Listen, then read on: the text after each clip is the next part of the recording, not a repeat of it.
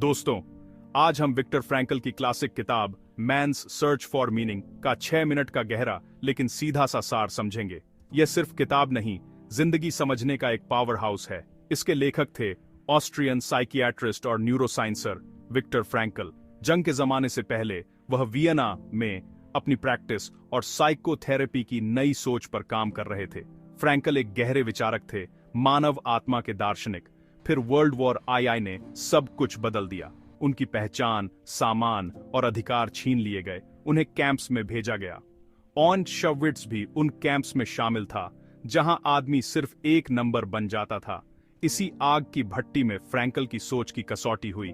Mains search for meaning इसी दुख की राख से जन्मी। यह भयावहता का सिर्फ रिकॉर्ड नहीं, बल्कि एक गहरी मनोवैज्ञानिक एनालिसिस है। सवाल था, सबसे बुरी हालत में जीने के लिए इंसान को क्या चाहिए? फ्रैंकल ने देखा, जीने की इच्छा शक्ति सिर्फ शारीरिक शक्ति या किस्मत नहीं, कुछ और ज्यादा गहरा, और वह है अर्थ की तलाश।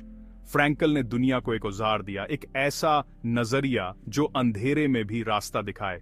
यह सिर्फ पीड़ा नहीं, बल्कि परम विजय की कहानी है। कॉन्सेंट्रेशन कैंप्स निराशा की फैक्ट्रियां थे। पहले रूह तोड़ना, फिर बदन, कपड़े, बाल, नाम सब छीनकर सिर्फ एक नंबर बना दिया जाता।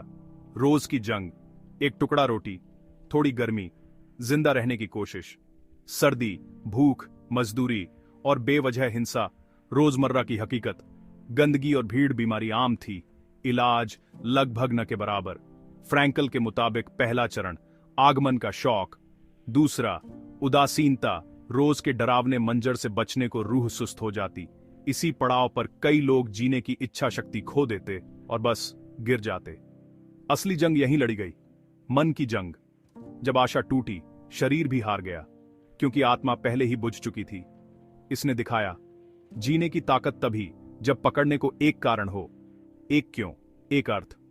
और तब फ्रैंकल ने कहा, जिसके पास जीने का क्यों हो, वह लगभग हर कैसे झेल सकता है।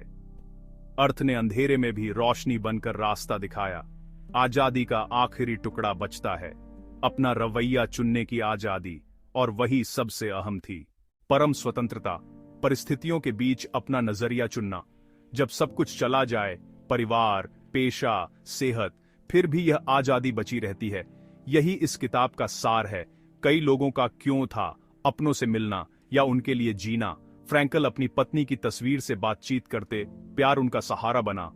कुछ लोगों का क्यों था अपना काम पूरा करना, एक किताब फिर से लिखना। जब दर्द को अर्थ मिलता है, दर्द की फितरत बदल जाती है। वह बलिदान, चुनौती और ऊपर उठने की कसौटी बन सकता है। त्रासदी को व्यक्तिगत विजय में बदला जा सकता है। जिंदगी का केंद्र सुख नहीं, अर्थ है।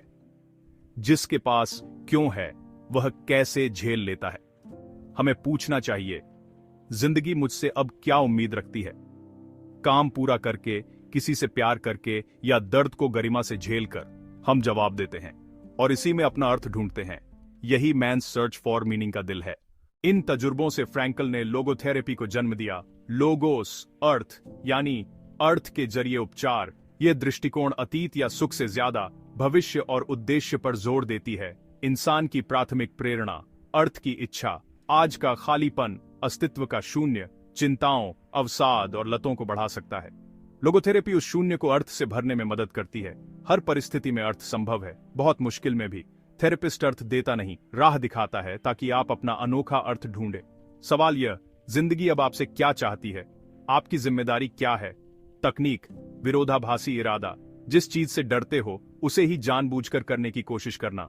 इससे डर से दूरी बनती है, नियंत्रण वापस आता है। खुशी का पीछा मत करो, वह उद्देश्य से जीने पर खुद ब खुद आती है। अर्थ चुनो, खुशी पीछे आएगी। यह आत्मा की थेरेपी है, जो हमें अपनी गहरी इंसानी प्रेरणा से जोड़ती है। आज की तेज जिंदगी में यह नजरिया बेहद प्रासंगिक है। अर्थ के 3 रास्ते, काम, अनुभव और दृष्टिकोण। पहला, एक काम रचो, कर्म करो। क्राफ्ट, कुकिंग, कोडिंग, कुछ भी जो मूल्य रखता हो। बच्चों की परवरिश, छोटा बिजनेस या सामुदायिक सेवा, यह सब अर्थ देते हैं। सुबह उठने की वजह मिलती है, ऊर्जा सही दिशा में बहती है। दूसरा, अनुभव, अच्छाई, सच्चाई, सुंदरता का आस्वाद, संगीत, कला, प्रकृति रूह को भर देते हैं। और सबसे गहरा अनुभव, प्यार, किसी का सार देखना, उससे उबरना। तीसरा, अपरिहार्य पीड़ा के प्रति रवैया। कुछ हालात बदलने लायक नहीं होते, पर हम अपना नजरिया चुनते हैं। गरिमा, हिम्मत और दया के साथ सहना, यहीं सबसे बड़ा अर्थ मिलता है। इस तरह व्यक्तिगत त्रासदी को मानवीय विजय में बदला जा सकता है। हर दिन, हर लम्हा जिंदगी सवाल पूछती है, जवाब आपके कर्म देते हैं, और आपके पास हमेशा अपना रास्ता चुनने की आजादी होती है। ये 3 रास्ते किसी भी उम्र, पेशे या परिस्थिति में उपलब्ध हैं। बस शुरू कीजिए एक छोटा सचेतन कदम। आज से एक छोटी सी तब्दीली। जिंदगी अभी मुझसे क्या उम्मीद रखती है? अपनी स्थिति, रिश्ते, काम, चुनौतियां देखिए। मौके हर जगह हैं। अभ्यास 3 कॉलम, रचनात्मक, अनुभवात्मक और दृष्टिकोण संबंधी मूल्य। एक छोटा काम चुन लीजिए जो आज पूरा हो सके। एक खूबसूरत अनुभव तैयार कीजिए, कुदरत, संगीत, कला। किसी को ज्यादा पूरी तरह से प्यार दिखाइए। जो बदल नहीं सकते उस पर अपनी प्रतिक्रिया चुन लीजिए, गरिमा के साथ। फ्रैंकल का विचार प्रयोग याद रखिए, दूसरी बार सही जीना। आप अपनी कहानी के लेखक हैं, अर्थ बनाइए, इंतजार मत कीजिए। आखिर में सिर्फ एक बात हमेशा उम्मीद होती है, इंसानी रूह की जबरदस्त कुव्वत। फ्रैंकल इसके जीते जागते मिसाल थे। अर्थ से मजबूत की गई आत्मा को कोई बाहरी दुख तोड़ नहीं सकता। ये सिर्फ किताब के सबक नहीं, जीने के औजार हैं। एक इंसान से सब कुछ छीना जा सकता है, सिवाय एक चीज के, मानवीय स्वतंत्रताओं में से आखिरी, अपना रवैया चुनने की स्वतंत्रता। अपना रास्ता चुनिए, अर्थ चुनिए, उद्देश्य, हिम्मत और उम्मीद चुनिए। दुनिया उस अनोखे तोहफे का इंतजार कर रही है जो सिर्फ आप दे सकते हैं। चलिए, आज एक छोटा कदम, आसान है